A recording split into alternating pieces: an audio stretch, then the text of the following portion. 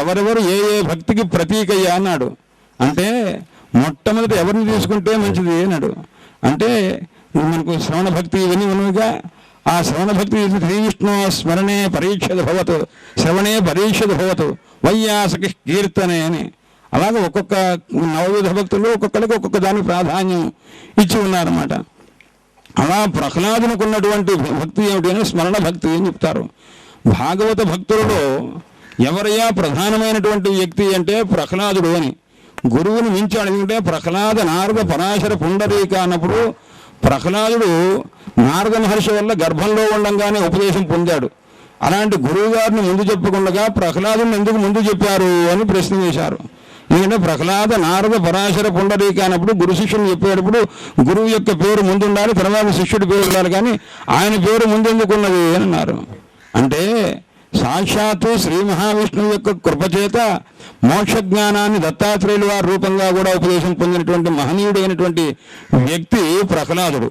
అందుచేత గురువు కంటే కూడా ప్రధానమైనటువంటి కామక్రోధాదులకు ఎక్కడ లోపడకుండా ఉన్నది ప్రహ్లాదుడు. కాబట్టి ప్రహ్లాదుడి పేరే ముందు పెట్టామయ్యా అని అన్నారు. ప్రహ్లాద నారద తర్వాత. ఎందుకంటే నారద మహర్షి యొక్క చరిత్రలో ఎక్కడ చూసినా కొన్ని చోట్ల ఆయన కొద్దిగా ఇబ్బంది పడినటువంటి సన్నివేశాలు కూడా శివపురాణాదుల వల్ల తెలుసుకోవాలి. కాబట్టి అలాంటి స్థితి ప్రహ్లాదునికి లేదు. కాబట్టి ప్రహ్లాదుడు దత్తాత్రేయుల వారి యొక్క కృపచేత అనుగ్రహాన్ని పొందినటువంటి వాడు కాబట్టి ఆయన జ్ఞానంలో ప్రథముడు. కాబట్టి కేతకి గురుపుత్రేభ్యో లఘుపుత్రాణమేవ గౌరవం అని.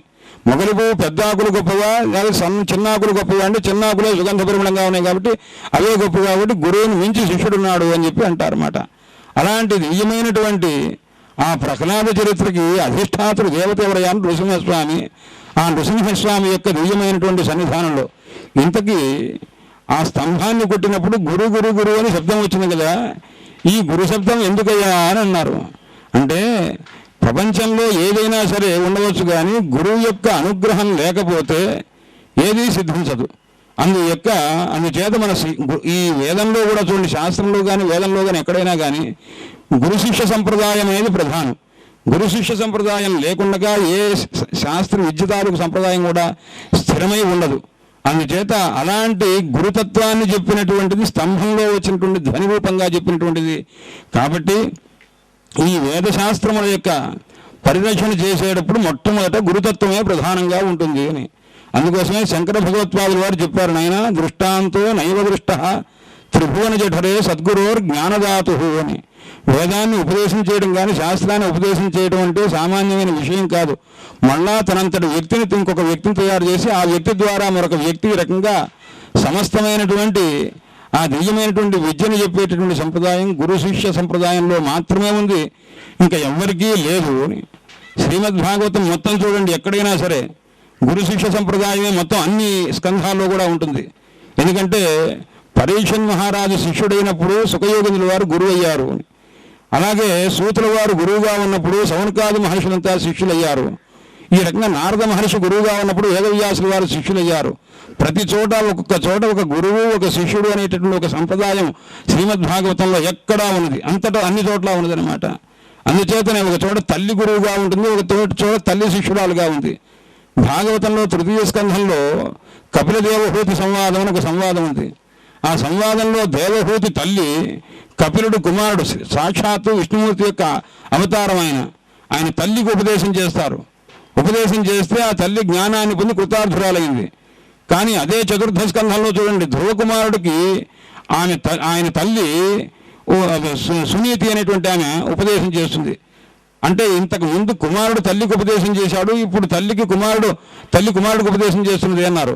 భాగవతంలో రహస్యం ఏమంటే భగవదవతారంగా ఉన్నటువంటిది చిన్నవాడైనా కొడుకుగా ఉన్నా ఈ కూతురుగా ఉన్నా సరే ఆయన తల్లికి తండ్రికి కానీ తల్లికి కానీ ఉపదేశం చేసేటువంటి విధానం ఉంది. ఆ రకంగా ఉపదేశం చేసేటువంటి విధానం అది. అందుచేత ఇక్కడ ధ్రువుడికి తల్లి సునీతి ఉపదేశం చేసింది. ఏమని? తమేవ వత్సాశ్రయ భృత్యవత్సలం. నాయన నువ్వు భృత్యవత్సరుడైనటువంటి పరమాత్మను ఆశ్రయించవలసింది. నీ తండ్రి గారు నేను ఒళ్ళో కూర్చోబెట్టుకోలేదు, నువ్వు బాధపడవద్దు. ఆ పరమాత్మ అనుగ్రహం పొందినట్లయితే సమస్త లోకముల్లో కల్లా ఉత్తమమైనటువంటి లోకములకు ఆధిపత్యాన్ని వహించవచ్చు అని చెప్పి అన్నారు. ఇదే భాగవతంలో చతుర్థ స్కంధంలోనే పృథు చరిత్ర అని ఒక కథ ఉన్నదండి. ఆ పృథూపాఖ్యానం విష్ణుమూర్తిని అర్చించడంలో పృథు చక్రవర్తి యొక్క చరిత్ర వంటి చరిత్ర మరొకటి లేనే లేదు. ఆయన చెప్తారు, ఒకసారి నించోని అందరూ వింటూ ఉండగా ఉపన్యాసం చెప్పారట. అది ఎలాగా, సారం సుష్ఠు మితం మధు అని పృథు చక్రవర్తి చెప్పిన మాటలు. అంటే మాటలు ఎలా చెప్పాలి అంటే శ్రీమద్ భాగవతం చూస్తే తెలుస్తుంది. మనం మాట్లాడుతుంటే ఎలా ఉండాలని, హితంగా మాట్లాడాలి, మితంగా మాట్లాడాలి. కాళిదాసుని ఒకసారి భోజు అడిగాడు, కోరుక్ అని, ఎవడికి రోగం లేదు అని అడిగాడు. అడిగితే ఆయన సమాధానం చెప్పాడు, సోరుక్ వాడికి రోగం లేదు అన్నాడు. అదేమిటయ్యా, ఎవడో వాడు చెప్పన్నాడు. నువ్వు అడిగావు, నేను చెప్పానన్నాడు. ఈ వివరం చెప్పు అన్నాడు. స్త్రీషు జితాత్మ హితభుక్ మితవాక్ సోరుక్ అని సమాధానం చెప్పాడు. స్త్రీల యందు నిగ్రహం కలిగినటువంటి వాడు, హితంగా మాట్లాడేవాడు, మితంగా మాట్లాడేవాడు, వాడికి రోగం ఉండదు అని చెప్పాడు అనమాట. అందుచేత సుష్ఠు సారం మితం మధు అని పృథు చక్రవర్తి చెప్పారు. సుష్ఠు చాలా అర్థవంతమై చెప్పాలి, సారం సమస్తమైన శాస్త్ర సారం వచ్చేట్టు చెప్పాలి, మితంగా చెప్పాలి, అది మధు తీయగా చెప్పాలి అని ఇంత రీతిగా చెప్పాడు. నించోని చెప్పాట. అందుకోసం భాగవతం పరిశీలిస్తుంటే చెప్తారు, నాయన ప్రవచన చేసే పద్ధతి ఎన్ని రకాలుగా ఉంది అని అన్నారు. నాయన నించోని చెప్పే పద్ధతి ఒకటి ఉంటుందిట, ఆ పద్ధతి వేరే. కూర్చొని చెప్పే పద్ధతి ఒకటి ఉంటుంది, ఆ పద్ధతి వేరే. పాడుతూ మాట్లాడుతూ గానం చేస్తూ చెప్పే పద్ధతి ఉంటుంది, ఆ పద్ధతి వేరే. అనేక విషయాలు, ఆ విషయం ఈ విషయం అని ఒక చోట నియమంగా పోకుండా అన్ని విషయాలు తీసుకొచ్చి చెప్పడం పద్ధతి ఒకటి వేరే. ఈ పద్ధతి వేరే నాయనని. ఒకటి వ్యాస పద్ధతి అన్నారు, ఒకటి నారద పద్ధతి అన్నారు, ఒకటి హనుమత్ పద్ధతి అని అన్నారన్నమాట. ఇప్పుడు జరిగే ప్రవచనాలన్నీ, ఇప్పుడు ఇలాంటి ఉపన్యాసాలని హనుమత్ పద్ధతి. అదేమిటండి భాగవతాన్ని ఆ విషయం చెప్పారు, అది కూడా చెప్తాం. ఇక మీరు మధ్యలో మాట్లాడకూడదు, దయచేసి వినటమే. అందుకోసం ఎందుకంటే అవివక్షతం హి అనుక్తం అనుతాపంజనయతి అని ఒక సంస్కృతంలో మాట. అంటే చెప్పాల్సింది చెప్పకపోతే మాకు కడుపులో నొప్పి వచ్చును, మా నొప్పి అది పోవాలంటే మేము చెప్పుకుంటే మాకు సంతోషం అనమాట. ఏదో చెప్పాలి. ఇలాంటి యోగ్యులైనటువంటి మహనీయుల దగ్గర మాకున్నటువంటి తెలియని 4 మాటలు చెప్పేస్తే నాయన బాగా ఉంది అని అంటే అప్పుడు మేము బ్రహ్మాండంగా సంతోషపడతాం. మాకు లక్షలు అలాంటివి ఇచ్చే, అలాంటి సత్కారాలు అలాంటి వాటి కంటే కూడా ఇంతకంటే గొప్పది ఏదీ లేదు. సంతోషిస్తారన్న బ్రాహ్మణోత్తములైన వారి యొక్క సేవ చేస్తే ఎవరు సంతోషిస్తారన్న విప్రప్రియ స్తుష్యతి కామం ఈశ్వర. విప్రప్రియుడైనటువంటి శ్రీ మహావిష్ణువు సంతోషిస్తాడు. అందువల్ల భగవంతుని యొక్క అనుగ్రహం పొందాలంటే ఏం చేయాలన్నాడు, విప్రోత్తముల యొక్క సేవ చే. తస్మాత్ బ్రహ్మకులం నిషేవ్యతాం అని. బ్రహ్మకులం అంటే బ్రాహ్మణోత్తములను సేవించండి అయ్యా అన్నారు. బ్రహ్మకులం అంటే అర్థం బ్రహ్మవేద తత్కౌ భూమ్యాం లాంతి సంప్రదాయ రూపం, అవిచ్ఛిన్న సంప్రదాయ రూపంగా తీసుకొచ్చేవాళ్ళు బ్రహ్మకులం అన్నారు, బ్రాహ్మణోత్తములు. తస్మాత్ బ్రహ్మకులం నిషేవ్యత, వాళ్ళని సేవించండి అన్నారనగా బ్రాహ్మణోత్తముల్ని తీసుకొచ్చి వాళ్ళ ద్వారా నాయన ఈ లోకం అంతా కూడా పునీతం అవుతుంది, వాళ్ళని సేవించండి అయ్యా అన్నారన్నమాట. అందుకోసమే ఆ తర్వాత వరుస కొన్ని శ్లోకాలు చెప్తారు, ఆ శ్లోకాలు ఇదే విషయం అనమాట. అందుకోసం ఎక్కడో కూడా వేదస్థుతిలో ఒక శ్లోకం చెప్తుంటారు, అది నిశ్వాసరూపాః పరమేశ్వరస్య ప్రమాణ మూర్ధన్యతమాశ్చ ధర్మే అని. నిశ్వాసరూప పరమేశ్వరస్య, వేదములు విప్రులతో ఉన్నదిట, విప్రులు వేదాలను అడిగాట. ఈ శ్లోకంలో 2 భావాలు వస్తాయిట. నిశ్వాస రూప పరమేశ్వరస్య, వేదములు ఉంటున్నవి. నాయన మేమంతా పరమేశ్వరుని యొక్క నిశ్వాస రూపములను, నిశ్వాస రూపంగా ఉన్నవాళ్ళం. ప్రమాణ మూర్ధన్యతమాశ్చ లోకే, లోకంలో ధర్మం చెప్పడంలో ప్రమాణ మూర్ధన్యములు ఏవయ్యా అంటే వేదములు. కాబట్టి నిరంతరం రక్షతనః, మమ్మల్ని నిరంతరం రక్షించండి అయ్యా అని చెప్పి ఆ విప్రుల్ని వేదాలు అడిగినవిట. అలాగే వేదాలని కూడాను అడిగారట. వేదవేత్తలైనటువంటి వేదాన్ని అధ్యయనం చేసే బ్రాహ్మణోత్తములు, అమ్మా మిమ్మల్ని మేము ధరించి ఉన్నాము, మమ్మల్ని అనుగ్రహించు తల్లి అని వాళ్ళు అడిగినట్టుగా 2 రకాల అర్థాలు చెప్తుంటారు. అందుచేత అలాంటి దివ్యమైనటువంటి వేదవాంగ్మయం, వేదాన్ని చదువుకున్నటువంటి వాళ్ళు అని వృషభోపాఖ్యానం 5వ స్కంధంలో వస్తుందండి.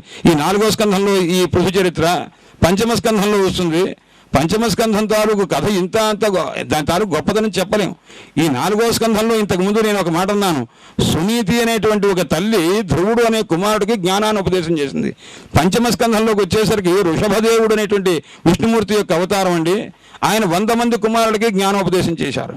100 మంది కుమారులు అంటే ఎంతమంది ఉన్నారు? వాళ్ళలో మొట్టమొదటి వాడు ఎవరు అంటే భరత చక్రవర్తి అందరికంటే పెద్దవాడు. అందులో ఒక 9 మంది మహాయోగులు ఉన్నారటండి. కవి, హరి, అంతరిక్ష ప్రబుద్ధ పిప్పలాయన, ఆవిర్హోత్ర, ధ్రుమిడ, చమస, కరభాజన అని 9 మంది. ఆ పేర్లే వేదాంతపరంగా మొత్తం చెప్పారండి. కవి అన్నాడు, కౌతి బ్రహ్మజ్ఞానం ఉపదిశదీతి కవి కుశబ్దే అని చెప్పాను. ఆ కౌతి అంటే కవి అంటే ఏమిటంటే భక్తిని ఉపదేశం చేస్తారు కాబట్టి ఆయన కవి అన్నాడు. హరి అన్నాడు, హరతి అజ్ఞానం అని. అజ్ఞానాన్ని పోగొట్టేవాడు కాబట్టి తన యొక్క భక్తి తాలూకు సాధనోపదేశం ద్వారా ఆయన హరిహి అన్నాడు. అంతరిక్ష అంతరీక్షతే పరమాత్మానమిత్యంతరిక్ష అని ప్రబుద్ధ ప్రకృష్టం బుద్ధం జ్ఞానం యస్యాసో ప్రబుద్ధ అని ఈ రకంగా ఒక్కొక్క పదానికి ఒక్కొక్క అర్థం చెప్పారు. అలాంటి 100 మంది కుమారులున్నారండి. ఆత్మనః అనుశిష్టాన్, వాళ్ళు స్వతహాగా చాలా వినయం చేత ప్రణయభరం చేత చాలా గొప్పవాళ్ళు, మహాజ్ఞానులు. ఇది సాక్షాత్ విష్ణుమూర్తి యొక్క అంశతో పుట్టిన వృషభదేవుని కుమారులండి వాళ్ళు. అంతమంది 100 మంది కూడా మహాజ్ఞానఘనులై ఉన్నారట. అంతమంది ఉంటూ ఉండంగా ఒక రోజున ప్రజలందరూ కూడా ప్రజానా నిశామయంతీనాం మధ్యే అందరూ వింటూ ఉండంగా, ప్రజలందరూ వింటూ ఉండంగా, కుమారులకు రహస్యంగా వేరే పాఠాలు చెప్పడం కాదు, అందరూ వింటూ ఉండంగా కూర్చోబెట్టి ఆయన ఒక మాట చెప్తున్నాను వినండిరా అన్నారు. అని చెప్పి ఆ జ్ఞానోపదేశం చేశారు. అందులో చెప్తారు, నాయన నాకు ఏదంటే ఇష్టం అంటే నాకంటే పరమాత్మ రూపంగా ఆయన చెప్తున్నారు. ఆయన అగ్నిహోత్రంలో చేసిన హోమం కంటే, అర్చనాదుల చేత చేసే దేవతా పూజ కంటే కూడాను పరమాత్మని ధ్యానం చేసేటువంటి అనగా బ్రాహ్మణోత్తములైన వారి నోటి యందు మీరు సమర్పించినటువంటి ఆహారం ఏదైతే ఉందో అది నాకు ప్రీతి కలిగించినట్టుగా ఇంకా ప్రపంచంలో ఏది నాకు ప్రీతి కలిగించదు అని ఆయన ఉపదేశం చేశారు. గురువున్న అసస్యాత్ చెప్తారు అక్కడే. ఆయన గురువు అంటే ఎవరైనా గురువున్న అసస్యాత్, ఆ గురువు కాదు, ఏ గురువు పరమార్థాన్ని బోధించడు అని, ఆ తల్లి కాదు, ఏ తల్లి పరమార్థాన్ని బోధించడు అని. ఈ రకంగా ఆ తల్లి యొక్క దివ్యమైన తత్వాన్ని, గురుతత్వాన్ని అన్ని రకాలుగా కూడాను బోధించినటువంటి దివ్యమైనటువంటి స్కంధం. ఇలా ఒక్కొక్క దాంట్లో ఒక్కొక్క విషయాన్ని చెప్పుకొని చిట్ట చివర ఏకాదశ స్కంధంలో ముక్తిలీల అని చెప్తారండి. ఆ ముక్తిలీల అంటే అందులో అంతమంది గురువులు ఉన్నారు అంటే మొత్తం 17 మంది గురువులను చెప్తారు. ఎందుకు ఈ మాట చెప్తున్నానంటే అక్కడ వ్యాఖ్యానంలో రాస్తారు శ్రీధరస్వామి గారు, నాయన గురుబాహుల్యం ఎందుకుంది ఏకాదశ స్కంధంలో అంటే, లోకంలో ఏదైనా ఒక శాస్త్రం నిలబడేది, శాస్త్రం అంటే వేదమైనా శాస్త్రమైనా ఏదైనా నిలబడింది అంటే గురు సంప్రదాయం ద్వారానే, గురు శిష్య సంప్రదాయం ద్వారానే. ఆ గురు శిష్య సంప్రదాయం లేకపోతే నీకు ఏది నిలబడదు. కాబట్టి ఇందుకోసం ముక్తి శాస్త్రం కాబట్టి 11వ స్కంధము ముక్తిలీల అంటారు. కాబట్టి ఈ శాస్త్రమునకు గురుబాహుల్యం సంప్రదాయం తాలూకు ఔన్నత్యాన్ని తెలియజేయగలందులకై అని. అందుచేత అలాంటి సంప్రదాయాన్ని రక్షించే మహనీయులు ఎవరైతే ఉన్నారో వాళ్ళని అర్చించినట్లయితే దానిలో మన గురించి మనకేమీ తెలియదు, మనకేం రాదు కదండి అని మనం అనుకున్నా కానీ అలా అనుకోవడం అర్చించే వ్యక్తి ఏమనుకుంటున్నారు, ఏదైతే తస్మాత్ శాస్త్రం ప్రమాణంతో ఏదైతే శాస్త్రం చెప్పారు కాబట్టి ఆ పరమాత్మ చెప్పారని విప్రుల్ని ఆరాధించినట్లయితే భగవంతుని యొక్క ప్రీతి కలుగుతున్నారు. కాబట్టి అలాంటి విప్రోత్తముల్ని కొంతమందిని పిలిచి వారికి యథాశక్తిగా అర్చించి కృతార్థతను చెందాలనేటువంటి దృష్టితోటే ఇక్కడ కార్యకర్తలు యజమానులకు యొక్క భావన కూడా ఉంది. కాబట్టి అలాంటి రీతిగానే చేస్తూ ఉన్నారు. అలాంటి సందర్భంలో ఏదో తెలుసో తెలియక ఇంతకుముందు నేను ఒక మాట అన్నాను, లోభానికి 2 అవతారాలు అని. కానీ ఆ లోభం ఉంటేనే నేను రాస్తున్నాను రఘువంశాన్ని కాళిదాసు మొదలుపెట్టాడు. లోభాత్ ఉద్బాహురివ వామనః అని అంటుంటారన్నమాట. అంటే సామాన్యంగా లోభము మోహము చాలా అనర్థాన్ని కలగజేస్తాయే, అనర్థాన్ని కలగజేసే లోభమోహములే నాకు ఈ రఘువంశమును రాయడానికి ప్రవర్తకములైనవి. మోహాత్ ఉడిపోయినాస్మి సాగరం అని ఒకసారి మోహం అంటాడు, ఒకసారి లోభం అంటాడు అనమాట. అంటే లోభం కూడా ఒకప్పుడు గుణం కలగజేస్తుంది అన్నమాట. అందుచేత ఎలాగా అంటే ఒక చిన్న కథ చెప్పి ఆపేస్తున్నాను.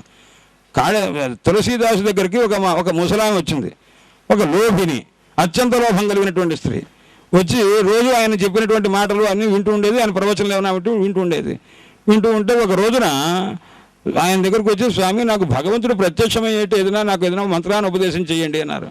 మా మంత్రం కాదు కానీ నీకు అసలు ఎవరు ఇష్టమైన దైవమో చెప్పు అని అన్నారు. అంటే నాకు కృష్ణుడు అంటే ఇష్టం అండి అని అన్నది. కృష్ణుడు అంటే ఇష్టం అంటే ఆహా ఏ కృష్ణుడు అమ్మా అన్నాడు. అంటే ఆవిడ వెంటనే ఆలోచించింది, పెద్ద కృష్ణుడు అయితే ఆయనకి భార్యాభర్తలు ఇద్దరికి నైవేద్యం పెట్టాలంటారేమో అని, నాకు బాలకృష్ణుడు అంటే ఇష్టం అండి అన్నది. ఆహా అట్లాగమ్మా, అలా అయితే నేను చెప్తాను ఒక పంచి. అంటే స్వామి పెద్దగా ఖర్చు పెట్టుకోలేను, సులభమైన ఉపాయం చెప్పండి అన్నది. డబ్బు ఉన్నా సరే ఉంటే అయితే నేను ఒక మాట చెప్తా, అప్పుడు గ్రహించాలి ఈయన ఇలాంటి వాడు ఎంతమందిని చూసుంటే ఆ తులసీదాస్ మహానుభావుడు. అయితే ఒక మాట చెప్తున్నాను, తెల్లవారుజామునే లేచిన తర్వాత కళ్ళు మూసుకో, ధ్యానం చేస్తుండు. ఏమని కృష్ణ పరమాత్మని దివ్యమైనటువంటి పాటలతో మేలుకొలుపుతూ పాడు. ఆ పాడుతున్నట్టుగా భావనే, ఆ ఆయన కాస్త లేచిన తర్వాత ఆయనకి దంతధావనం చేయించు. దంతధావన చేయించిన తర్వాత ఆయన కొద్దిగా పాద ప్రక్షాళన శౌచం అదంతా విడిచినట్టుగా, అదంతా శుద్ధి చేసినట్టుగా, ఆయనకి నీళ్లు పోసినట్టుగా, నీళ్లు పోసి ఆయనకి ఏదైనా పాలు ఏదైనా కొద్దిగా ఇచ్చినట్టుగా, ఆ రకంగా మధ్యాహ్నం దాకా కొద్దిసేపు ఆడుకుంటున్నట్టుగా, ఆ తర్వాత మధ్యాహ్నం భోజనం పెట్టినట్టుగా, ఇవన్నీ భావనే. నువ్వేం పెట్టక్కర్లేదు, వండి పెట్టక్కర్లేదు. ఇదంతా మళ్ళీ సాయంత్రం దాకా ఆయన ఏదో కొద్దిసేపు ఆడుకుంటున్నట్టుగా, ఆయనకు నువ్వేదో కథలు చెప్తున్నట్టుగా భావన చేయి. సాయంకాలం అయ్యేసరికి మళ్ళీ స్నానం చేయించి కొద్దిగా ఆయనకి ఏదో ఆహారం పెట్టినట్టుగా, రాత్రి మళ్ళీ ఉయ్యాల పడుకోబెట్టి ఆయన నిద్రపోయించినట్టుగా చేయమ్మా అన్నారు. ఇలా చేస్తే ఎంతకాలం చేయను, ఒక 6 నెలలు చేయి, అప్పుడు పరమాత్మ యొక్క అనుగ్రహం కలుగుతుందని అన్నారు. ఇలా ఉంటూ ఉండగా ఒక రోజున ఆవిడ అలా చేస్తూ ఉండగా ఒక రోజున ఆయనకి పాలు పడుతున్నట్టుగా అంతా చేస్తున్నది. ఒక రోజున పాలల్లో పంచదార ఎక్కువ వేసినట్టుగా భావన వచ్చింది. పొరపాటున మామూలుగా గ్లాసులో పంచదార వేశానే అని చెప్పి ఆవిడకి ఆ లోభబుద్ధి సంస్కారం ఏం చేసిందంటే, అరే హఠాత్తుగా పంచదార ఎక్కువ వేశానే అక్కడ ఆగిపోయింది అనమాట.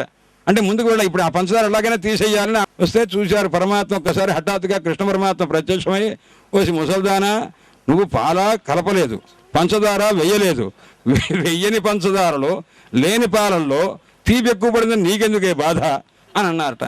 నానా కృష్ణ కర్మించావా అని కాళ్ళు పట్టుకొని ప్రాణం విడిచిందిట.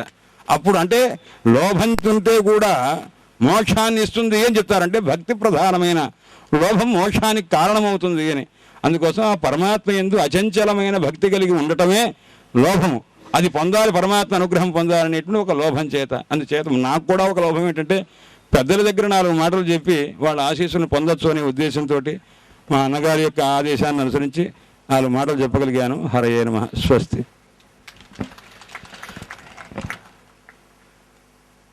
చాలా ఆనందంగా ఉంది సభ. ఇలా ఉండాలి అసలు సభ అంటే. ఆనందం కోసం మనం చేసుకుంటాం కార్యక్రమాలు, విసుగొచ్చేలాగా చేసుకుంటే ఇలాగా వినేవాళ్ళు ఇంకా వినాలి అనే స్టేజ్లో ఉన్నప్పుడు ఆపేస్తే వాడు గొప్ప వక్త అని అర్థం. అంతేగాని ఇంకెప్పుడు ఆపుతారు, టైం అయిపోయింది, చీటీ రాసి ఇచ్చి పంపించి తర్వాత సమయం అయిపోయిందండి అని ఇలాగ ఉంటే అది వక్తృత్వం తాలూకు లక్షణం కాదు. చాలా అద్భుతమైన విషయాలు చాలా అందంగా చెప్పారు. ఇంకాస్త చెబితే బాగుండు అనిపించేటువంటి పరిస్థితుల్లో సమయం దృష్టిలో పెట్టుకుని సభకి అవకాశం కల్పించడం కోసం మనకి అవకాశం ఇచ్చారు. ఎన్ని మాటలు చెప్పినా ఎన్నిసార్లు చెప్పినా శ్రీమద్ భాగవతం అనేది అమృతం. ఎంత గొప్పది శ్రీహరి కథలు అంటే సామాన్యమైన విషయం కాదు. ఎన్నిసార్లు విన్నా ఇంకా వింటూనే ఉండాలి. ఆ కోరిక తీరిపోయింది అనే మాట అనకూడదు. ఎంతసేపు బతుకున్నంతకాలం శ్రీహరి చరిత్రలు వింటూనే ఉండాలి. స్వస్తిలోకి మనం వెళితే ఆ ఆనందం ముందు ఇవన్నీ తీసికట్టే. యావానర్థ ఉదపానే సర్వత సంప్రదోదకే తావాన్ సర్వేషు వేదేషు బ్రాహ్మణస్య ఉపస్థితను విజానత అని పాఠాంతరాలు ఉన్నాయి. అది సముద్రం. అది ఆ సముద్రంలోకి పోతే ఇంకా దానికి అంత ఉండదు. కానీ ఇక్కడ చెప్పేటువంటి మాటలు అన్నీ దానిలో గతార్థం. మనం శ్రీహరి పారమ్యాన్ని గురించి విన్నాం, ధర్మం గురించి విన్నాం. ధర్మార్థ కామ మోక్షాలని పురుషార్థితోష్టయంలో మోక్షం మీద దృష్టి పెట్టి నడపాలి అనేటువంటి మాట విన్నాం. అర్థకామాలు శాశ్వతాలు కాదు అనేటువంటి భావం కూడా విన్నాం. మరి అటువంటి మోక్షాన్ని పొందడానికి తగిన మార్గం ఏది అంటే భక్తి అనేటువంటి దానికి ఉపోద్బలనం చేస్తూ ప్రవచనం సాగింది. లోకంలో శ్రీహరి గొప్పవాడు అనడంలో సందేహం లేదు. వేదవ్యాసుల వారు చమత్కారం ఏంటి అంటే, ఒక పురాణంలో శ్రీహరి పారమ్యాన్ని చెప్పారు, మరొక పురాణంలో శివుడు గొప్ప అని చెప్పారు, మరికొన్ని పురాణాల్లో అమ్మవారే గొప్పది, వీళ్ళందరూ ఆవిడకి కింకరులుగా ఉంటారు అని చెప్పాడు. ఇందుకీ నీ అభిప్రాయం ఏమిటి? నువ్వు శివభక్తుడివా, లేక విష్ణు భక్తుడివా, లేక అమ్మవారి భక్తుడివా? నీ అభిప్రాయం ఏంటయా అంటే, నా అభిప్రాయం అందరూ ఒకటే అనేదే వేదవ్యాసుల వారు చెప్పిన మాట తప్ప వీరు వేరు వారు వేరు, వీరు గొప్ప వారు తక్కువ అనేటువంటి భావం పెట్టుకుంటే దాంట్లో మనం చెడిపోయిన వాళ్ళమే అవుతాం. అంచేతే ఆయన సదైకత్వం నా భేదోస్తి, ఎప్పుడూ ఏకత్వమే ఉంది కానీ భేదం లేదు. ఎవరైనా చూస్తే ఆ వాళ్ళు పాపాన్ని చూసి చేసిన వాళ్ళే అవుతారు. అంచేత హరిహర అద్వైతమే ప్రధానంగా పెట్టుకోవాలి తప్ప దీంట్లో విష్ణువుడు ప్రధానంగా పెట్టాము అంటే విష్ణు క్షేత్రం కాబట్టి శివ నిందనో లేక శివక్షేత్రాల కలిగి విష్ణు నిందో అనో అది చేయకూడదు అనేటువంటి విషయాలు కూడా మహర్షి చేసినటువంటి పురాణాల్లో చాలా చోట్ల కనిపిస్తుంది. స్కాంద పురాణంలో శ్లోకం ఉంది, సత్యం బ్రవీమి పరలోక హితం బ్రవీమి సారం బ్రవీమి ఉపనిషద్ హృదయం బ్రవీమి అని. ఏంటయ్యా అంటే అంత ఎంత బలంగా పునాది గట్టిగా తవ్వాడు పునాదుల్ని. సత్యం చెబుతాను వినండి అని. ఎందుకయ్యా ఏమిటి అని అంటే పరలోకహితం బ్రవీమి. ఇక నుంచి ఎప్పుడప్పుడు వెళ్ళిపోవడం ఖాయం. అందరూ ఇక్కడే ఉట్టి కట్టుకుని ఊరేగంగా వెళ్ళిన తర్వాత అక్కడ మనకి మంచి జరిగేటువంటి మార్గం ఏమిటో అది ఇప్పుడు ఆలోచించుకోవాలి. దానికోసం ప్రయత్నం చేయాలి. అంచేత పరలోక హితం ఏది అని అంటే అది చెప్తాను వినండి అన్నాడు. సత్యం బ్రవీమి, పరలోక హితం బ్రవీమి, సారం బ్రవీమి, ఉపనిషద్ హృదయం బ్రవీమి అని. ఏంటి ఇది అసలు అతి చెప్తానన్నావు కానీ అసలేం చెప్పవేమిటి అని అంటే ఊర్బణమసారం అవాప్య జంతో సారోయం ఈశ్వర పదాంబురహస్య సేవ. అసారమైన ఊర్బణమైన సంసారం ఇది మనకు వచ్చింది. దీన్ని దాటుకోవడం అనేది కష్టం. మనం బయటపడడం చాలా శ్రమసాధ్యమైన విషయం. దీంట్లో సంసారం అసారము అనేటువంటి అనుకున్న వాళ్ళందరిలోనూ సారం చెప్తాను అన్నారుగా. సారం ఏది అన్నాడు అంటే ఈశ్వర పదాంబురహస్య సేవ, ఈశ్వర భక్తి, ఈశ్వరుడు యొక్క సేవ. ఇక్కడ ఈశ్వరుడు అంటే కైలాసవాసి అయిన పరమశివుడు మాత్రమే అనే అర్థము కాదు.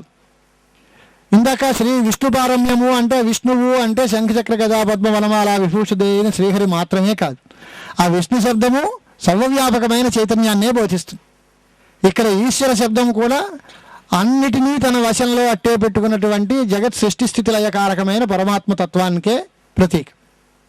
అంటే ఈశ్వరుడు అంటే అది ఓ బ్రాండ్ అండి, అడ్డంగా విభజిట్టుకున్న వాళ్ళ తాలూకు లక్షణం అండి అనుకోవడము, లేక విష్ణువు అంటే వీరు ఊర్ధ్వపుండ్రధారులైనటువంటి వాళ్ళ యొక్క బ్రాండ్ను ఇది ధనుర్మాసం వాళ్ళకి కేటాయించేసాం, కార్తీక మాసం వీళ్ళకి కేటాయించేసాం అనేది సంకుచితమైనటువంటి మనస్తత్వాలు కలిగిన వాళ్ళు తప్ప మనలాంటి సంప్రదాయాల్లో అంతా ఒకటే. దీనిలో వీడు వాడు అని తేడా లేదు, అందరినీ సమానంగా చూస్తాం.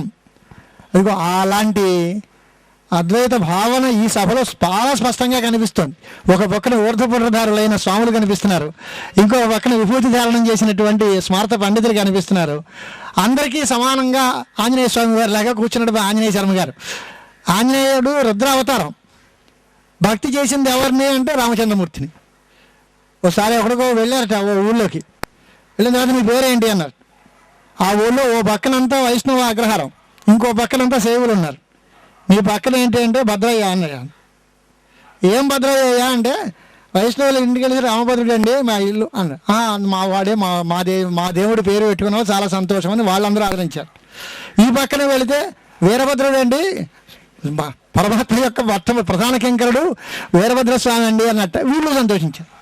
అలాగే ఆంజనేయ స్వామి వారు రుద్రావతారంలో పుట్టినవాడు, రుద్రాంశ సంభూతుడు కాబట్టి మా కేటగిరీ అని కొంతమంది అనుకుంటే, రామభక్త అగ్రగణ్యుడు అండి యత్రయత్ర రఘునాథ కీర్తనం అని ఉంది. శ్రీరామచంద్రమూర్తి అంటే ఆయనకి చాలా ఇష్టం అంటే మాకు